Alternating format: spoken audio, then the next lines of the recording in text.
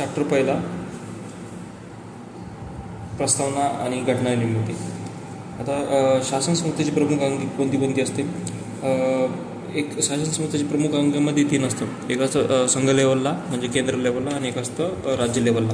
त्याच्यामध्ये 3 वेगवेगळे मंडळ असतात, जसे कार्यकारी मंडळ, कायदे मंडळ आणि न्यायमंडळ.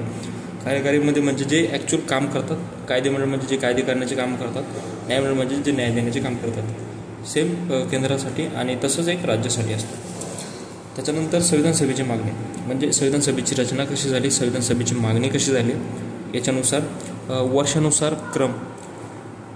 सर्वात पहिले काय झालं, 1922मध्ये महात्मा गांधीजींनी संविधान सभेची म्हणजे नाव न घेता त्याची काय केली, ती उल्लेख केला होता. काय केला, फक्त उल्लेख केला होता. आणि 1922मध्ये महात्मा गांधी, 1934मध्ये मानवेंद्र रॉय यांनी संविधान सभेची कल्पना सर्वप्रथम मांडली होती. त्याच्यानंतर 1938मध्ये तत्पूर्वी 1938च्या तत्पूर्वी डिसेंबर 1934मध्ये काय केलं होतं, काँग्रेसने संविधान सभेची औपचारिक मागणी केली होती. आणि ती कुठं केली होती? पाटणा येथे जी सभा भरली होती तिथं.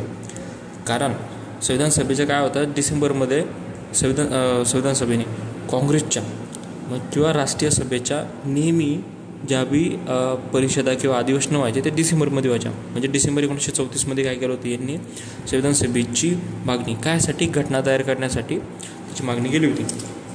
त्यानंतर 1938मध्ये पंडित नेहरूने काँग्रेसच्या वतीने स्वतंत्र भारताची घटना प्रौढ मतदानाद्वारे निवडण्यात आलेल्या संविधान सभेद्वारे घ्यावी अशी मागणी केली होती. ठीक आहे. त्याच्यानंतर 1940 आपल्याला माहिती आहे, लिन लिथगो, ऑगस्ट हॉपर, त्यानं काय सांगितलं, भारताची घटना मुख्यतः भारतीयांनी तयार करावी. ठीक आहे. आणि 1942मध्ये कोणाला, स्टॅफर्ड क्रिप्स. 1942मध्ये भारत छोडो आंदोलन चालू होतं. स्टॅफर्ड क्रिप्स तेव्हा तिथल्या भारत मंत्र्यांना पाठवलं होतं की बाबा यांना सेटल करा. स्टॅफर्ड क्रिप्सने त्यांना पाठवलं होतं. त्यावेळी भारत मंत्रीनं स्टॅफर्ड क्रिप्सला पाठवलं होतं. त्यानं काय सांगितलं की भारताची घटना ही पूर्णतः भारतीयांनी तयार करावी. लिन लिथगो काय बोलला, मुख्यतः करावी. स्टॅफर्ड क्रिप्स बोलला पूर्णतः करावी. हा डिफरन्स आहे. त्याच्यानंतर हे झालं 1940 झालं, 1942 झालं. संविधान सभेची ॲक्च्युअल जी रचना आहे स्टार्ट झाली ती झाली 1946 पासून. मे 1946 कॅबिनेट मिशन प्लॅन म्हणजे त्रिमंत्री योजना. त्रिमंत्री म्हणजे 3 मंत्री होते त्याच्यात. एक होता स्टॅफर्ड क्रिप्स होता, एक अलेक्झांडर होता, अजून कोणता तरी होता, आणि त्यांच्यावर भारत मंत्री असायचा. यांनी काय केलं, मे 1946मध्ये संविधान सभेची रचना कशी करावी किंवा संविधान सभेची निर्मितीची काय केली ती तरतूद केली होती. त्यानुसार संविधान सभेची रचना, त्याच्यामध्ये 389 सदस्य होते. 389 सदस्यापैकी 292 हे काय होते, ब्रिटिश प्रांताचे होते. ब्रिटिश प्रांत किती होते टोटल? 11. म्हणजे 11 ब्रिटिश प्रांत. जसं मुंबई प्रांत होतं, मद्रास प्रांत होतं, तसे 11 प्रांत होते. त्या 11 प्रांतमधून किती सदस्य होते? 292. त्याच्यानंतर 4 असे होते ते कमिशनरचे होते. 4 सदस्य कमिशनरचे. आणि 93 जे होते ते भारतीय संस्थान राहायचे ना. सातारा संस्थान होतं, बडोदा संस्थान होतं, तसं 93 संस्थान होते. त्यावेळेस लाहोर बिहोर सगळे एकत्र होतं. त्याच्यामुळे हे टोटल जी संख्या होती 389 होती. म्हणजे तेव्हा भारत स्वतंत्र अखंड भारत होता त्यावेळेसची गोष्ट. त्यावेळेस मग निवडणुका ज्या झाल्या ते 1935च्या कायद्यानुसार झाल्या. एकल संक्रमणीय मताद्वारे ब्रिटिश प्रांत ज्या होत्या 296 जागा होत्या. कारण 292 11 ब्रिटिश प्रांताच्या आणि 4 जागा ह्या 4 कमिशनरच्या. ठीक आहे. म्हणजे 292 + 4 296. त्यापैकी 208 काँग्रेसच्या आल्या 9 जागा वगळता, 73 आल्या मुस्लिम लीगच्या 5 जागा वगळता. त्यापैकी 8 जागा अपक्षाच्या होत्या. 15 जागा अशा होत्या की वेगवेगळे पक्ष जे होते, वेगवेगळे पक्ष त्याच्यातल्या एक जागा पर हेड एक जागा होत्या. अशा 15 जागा. आणि टोटल जेवढे बी 296 जागा होत्या त्याच्यात 15 जण महिला होतात. काय होतं? 15 महिला. आणि ह्या ज्या निवडणुका झाल्या जुलै ऑगस्ट 1946. त्रिमंत्री योजना, त्रिमंत्री मिशन किंवा cabinet mission plan equals to त्रिमंत्री योजना कधी झाली ती? मे 1946. त्या बेसिसवर संविधान सभेची रचना करून निवडणुका कधी गेल्या? जुलै ऑगस्ट 1946. आता हे जे निवडणुका झाल्या त्याच्यामध्ये संस्थानिकांच्या जागा भरू शकल्या नाही, कारण संस्थानिकांनी संविधान सभेत भाग न घेण्याचा निर्णय केला होता. या निवडणुकामध्ये विशेष बाबमध्ये संविधान सभेमध्ये महात्मा गांधी व मोहम्मद अली जिना वगळून सर्व प्रमुख सदस्य होते. ठीक आहे. आता संविधान सभेचे कामकाज म्हणजे संविधान सभे निवडणुका झाल्या जुलै ऑगस्ट 1946 आणि संविधान सभेची काय झाली, स्थापना झाली. निवडणुकातून जे सदस्य आले ते मग त्याच्यामध्ये काही कालावधी गेला आणि त्यांनी पहिली जी सभा भरवली ती भरवली 9 डिसेंबर 1946 सकाळी 11 वाजता सेंट्रल हॉलमध्ये पहिली बैठक झाली होती. त्यावेळेस 211 सदस्य हजर होते. फक्त मुस्लिम लीग गैरहजर होते. 211 सदस्य हजर होते, मुस्लिम लीगचे गैरहजर होते. तात्पुरते अध्यक्ष कोण होते? डॉक्टर सच्चिदानंद सिन्हा हे कोण होते? तात्पुरते अध्यक्ष. आता ज्येष्ठतम सदस्याच्या जी प्रोसेस राहायची की बाबा एखाद्या सभेचा अध्यक्ष हा व्यक्ती असेल तो ज्येष्ठतम, जो सिनियर असेल त्याच्यानुसार. आणि ही जी कल्पना होती ती कुठल्या देशाकडून होती? ती फ्रान्सकडून होती. फ्रान्सच्या म्हणण्यानुसार ज्येष्ठतम सदस्य सच्चिदानंद सिन्हा तात्पुरते अध्यक्ष बनवलं होतं. आता त्यांच्या नावाची शिफारस JB कृपलानी केली होती. JB कृपलानी संविधान सभेचे JB अध्यक्ष होते.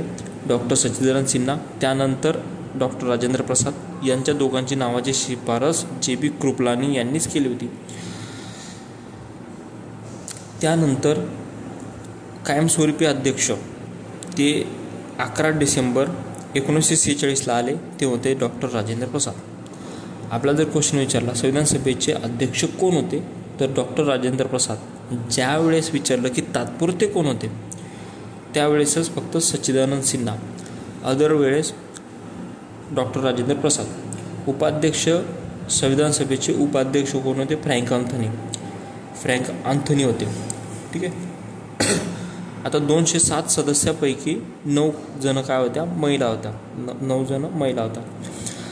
आता संविधान सभेचे कामकाज कधी सुरू झालं? 9 डिसेंबर 1946 सकाळी 11 वाजता. त्यावेळेस USA, चायना, ऑस्ट्रेलियाचे सदिच्छा संदेश वाचन केलं अध्यक्षांनी काय केलं? या 3 देश जे होते USA, चायना, ऑस्ट्रेलिया यांचं संदेश वाचन केलं त्यांनी. 11 डिसेंबर 1946 डॉक्टर राजेंद्र प्रसाद कायमस्वरूपी अध्यक्ष झाले. 25 जानेवारी 1947 SC मुखर्जी उपाध्यक्ष झाले. आता सुरुवातीला काय होतं, फ्रँक अँथनी हा उपाध्यक्ष होता, पण ते तात्पुरते स्वरूपाचे. आता त्यावेळेस बी काय झालं तर 9 डिसेंबरला सच्चिदानंद सिन्हा काय होता, तात्पुरते अध्यक्ष होते, पण त्यांची तब्येत खालावली ती परत मग उपाध्यक्ष फ्रँक अँथनीला बनवलं होतं या गोष्टीमुळं. आणि 11 डिसेंबरला परत राजेंद्र प्रसाद आले आणि 25 जानेवारी 1947 म्हणजे पुढच्या वर्षात शिफ्ट झालो आपण. 1947 SC मुखर्जी उपाध्यक्ष झाले. तसे आपल्याला 2 उपाध्यक्ष होते, एक SC मुखर्जी आणि एक होते VT कृष्णमचारी. आता 2 का होते, कारण फाळणी झाल्यामुळं 2 उपाध्यक्ष केले होते. सर BN राव हे कोण होते? संविधान सभेचे सल्लागार, म्हणजे संविधान सभेसाठी अध्यक्ष होते, सल्लागार पण होते. सल्लागारची नेमणूक कोणी केली होती? Lord Wavell. 13 डिसेंबर 1946 रोजी पंडित नेहरूंनी उद्देशपत्रिका मांडली. उद्देशपत्रिका म्हणजे उद्दिष्टांचा ठराव, उद्दिष्टांचा पत्रिका किंवा उद्देशिका असे वेगवेगळे नावे. फक्त उद्देश म्हटला पंडित नेहरू. 13 डिसेंबर 1946. 9 डिसेंबरला संविधान सभा सुरू. 11 डिसेंबरला डॉक्टर राजेंद्र प्रसाद कायमस्वरूपी अध्यक्ष. त्याच्यानंतर 13 डिसेंबरला उद्दिष्टांचा ठराव. 13 डिसेंबर 1946. तो जो ठराव होता तो 22 जानेवारी 1947 स्वीकार केला. उद्देशपत्रिकाचा स्वीकार 22 जानेवारी 1947. प्रस्तावना, प्रियंबल किंवा सरनामा उद्देशपत्रिकावरूनच तयार केलेला आहे. 3 जून 1947 माउंटबॅटन योजनेच्या आधारावर. आता माउंटबॅटन योजना म्हणजे 3 जून 1947. माउंटबॅटन योजना म्हणजे भारतीय स्वातंत्र्याचा जो कायदा होता तो बनवण्यासाठी माउंटबॅटनची योजना होती. ती कधी आली होती? 3 जून 1947ला. माउंटबॅटन योजनेच्या आधारावर 5 जुलै 1947 रोजी ब्रिटिश पार्लमेंटने भारतीय स्वातंत्र्याचा कायदा 1947 संमत केला. 5 जुलै 1947ला कायदा संमत केला. 18 जुलै 1947ला त्या कायद्याला मान्यता भेटली. म्हणजे भारतीय स्वातंत्र्याचा कायदा मान्य कधी झाला? 18 जुलै 1947ला. आणि संमत कधी झाला तो 5 जुलै 1947ला. भारत व पाक 2 राष्ट्रे निर्माण करून अमर्याद अधिकार देण्यात आले की बाबा तुम्ही तुमच्या देशाची घटना तुम्हीच तयार करा. आणि त्यांना त्यांची घटना तयार करण्यासाठी अमर्याद अधिकार देण्यात आले. तत्पूर्वी काय झालं होतं? 28 एप्रिल 1947ला सर्व संस्थानिकांचे सदस्य संसदेत आले किंवा संविधान सभेत त्यांनी प्रवेश केला. आता काय झालं होतं? आपल्या निवडणुका झाल्या होत्या संविधान सभेच्या रचनेसाठी जुलै-ऑगस्ट 1946ला. त्यावेळेस संस्थानिकांनी ह्या निवडणुकीत काही भाग घेतला नाही. त्यावेळेस फक्त ब्रिटिश प्रांतातले जेवढे सदस्य आणि 4 जे कमिशनर होते तेवढे 296 होते. 93 जण जागा भरू शकले नाही. आता हे 93 जण 19 एप्रिल 1947ला म्हणजे जवळजवळ 1 वर्षानंतर 28 एप्रिल आणि ते होते जुलै-ऑगस्ट 1946. त्यानंतर हे डायरेक्ट 28 एप्रिल 1947ला संसदेत प्रवेश केला यांनी. आता भारतीय स्वातंत्र्याचा कायदा 1947मुळे झाला होता. आता ह्या कायद्यामुळे काय झालं होतं? माउंटबॅटन योजनेनुसार काय झालं होतं? भारतीय स्वातंत्र्याचा कायदा तयार केला गेला होता. त्याला मान्यता 18 जुलैला भेटली होती, 18 जुलै 1947ला. त्यानुसार संविधान सभेला पूर्ण सार्वभौम बनवण्यात आले. सार्वभौम संविधान सभा म्हणजे काय होते? त्यावेळेस कायदे करायची तीच आणि घटना तयार करण्याचं काम तिच्यावरच होतं. म्हणजे दोन्ही काम तीच करायचं. म्हणून संविधान सभेला कायदे मंडळ व घटना निर्मिती करण्याचा अधिकार देण्यात आला होता. ज्यावेळेस कायदे मंडळ म्हणून जर काम पाहायची, संविधान सभा कायदे मंडळ म्हणून काम बघायचे, त्यावेळेस अध्यक्ष राहायचे जी व्ही मावळंकर. आणि ज्यावेळेस घटना निर्मितीचे किंवा संविधान सभेचे जे अध्यक्ष होते राजेंद्र प्रसाद ते राहायचे. घटना निर्मिती आणि मसुदा समितीची निर्मिती वेगवेगळे. त्यामुळे जी व्ही मावळंकर हे काय करायचे? कायदे मंडळाचे अध्यक्ष होते. आता जी व्ही मावळंकर जर म्हटलं तर 17 नोव्हेंबर 1947ला ॲज अ स्पीकर म्हणून ते काम करायचे. आता कायदे मंडळ म्हणजे जो कायदा करतो, जसं आपलं लोकसभेमध्ये जे कायदा प्रोसेस असते त्याच्यामध्ये स्पीकर असतो ओम बिर्ला, तसा जो स्पीकर होता तो होता जी व्ही मावळंकर 17 नोव्हेंबर 1947 पासून.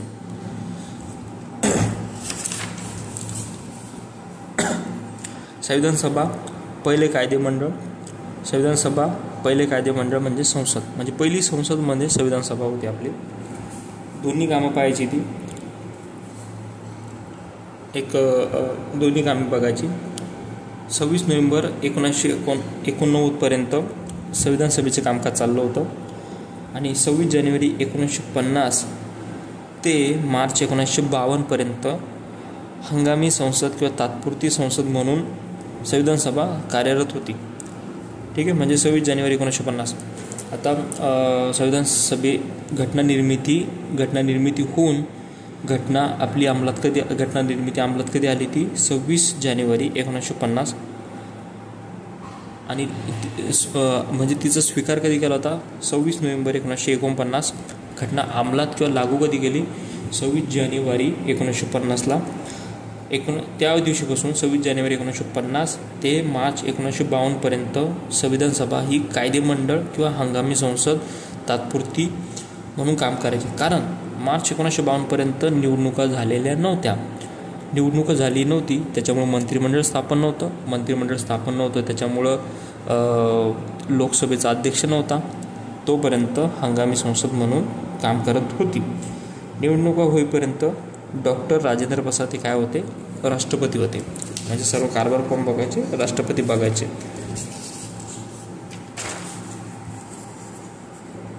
आता मुस्लिम लीग सदस्य काय झाले? बाहेर पडले. टोटल जे सदस्य होते 389 सदस्यापैकी मुस्लिम लीग आऊट झाले, म्हणजे 90 जण चालले गेले ते, म्हणजे 299 राहिले. भारताच्या पाळण्यामुळे संविधान सभेच्या नियमामुळे 2 उपाध्यक्ष तयार झाले. एक एस सी मुखर्जी, जे की 22 जे कधी आले ते कधी जे एस सी मुखर्जीची कधी आले ते 25 जानेवारी 1947ला, बरोबर. 25 जानेवारी 1947ला एस सी मुखर्जी उपाध्यक्ष झाले होते.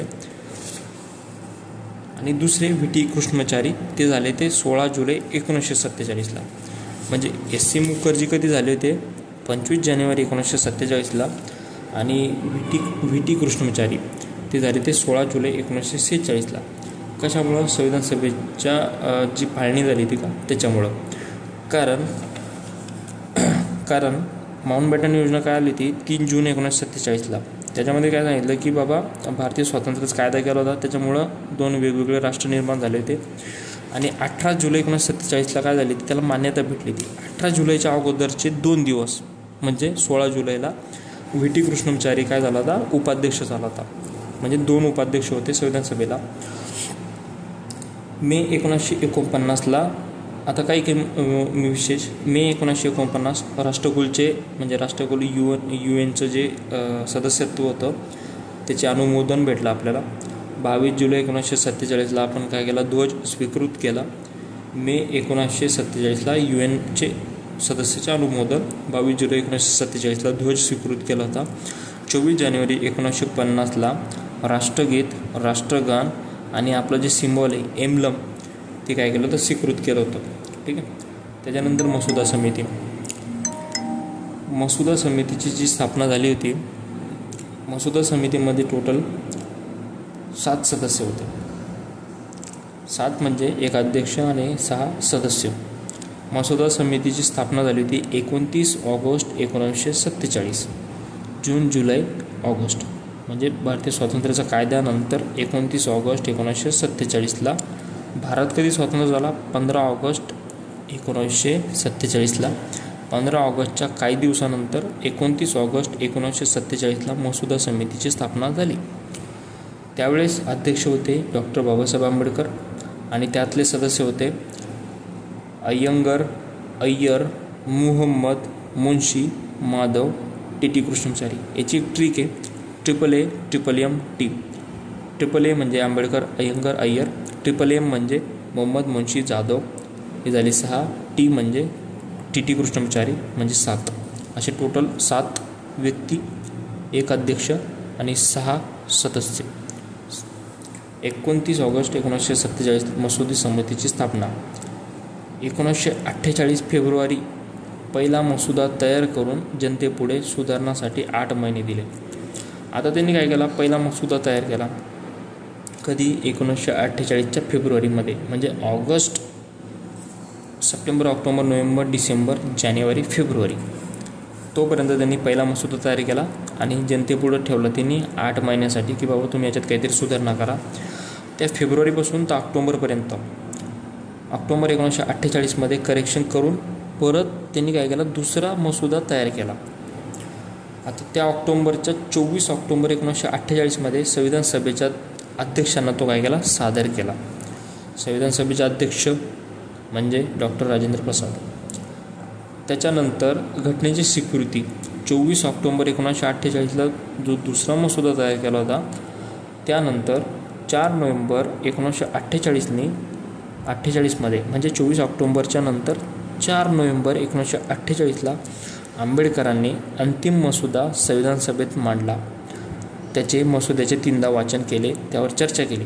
म्हणजे काय झालं होतं, मसुदा तयार केला 1948 फेब्रुवारीमध्ये पहिला मसुदा. त्या करेक्शनसाठी जनतेपुढे तो 8 महिने मांडला. जनतेनं 8 महिने त्याच्यावर काय करेक्शन केले. ऑक्टोबरमध्ये त्यांनी काय केला, करेक्शन केला. परत दुसरा मसुदा तयार करून 24 ऑक्टोबर 1948ला तो संविधान सभेच्या अध्यक्षांना सादर केला. त्याच्यानंतर 4 नोव्हेंबरला संविधान सभेच्या अध्यक्षांनी तो मान्य केला असावा.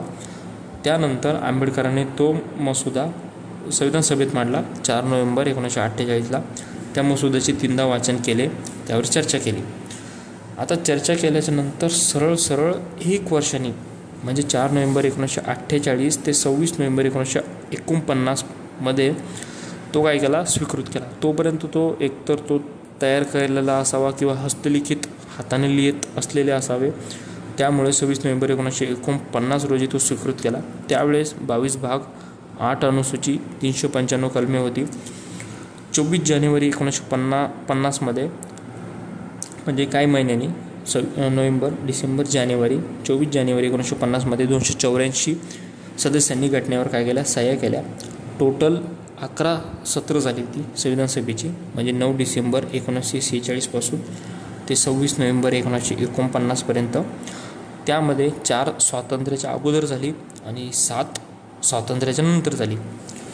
आता जो मसुदा होता किंवा आपली जी घटना तयार झाली त्या घटनेवर पहिली सही पंडित नेहरूची होती, शेवटची सही राजेंद्र प्रसादची होती. पण घटनेवर पंडित नेहरूंनी जी सही केली होती पहिली, त्या सहीवर राजेंद्र प्रसादची सही होती. ठीक आहे, शेवटची सही. पहिले सत्र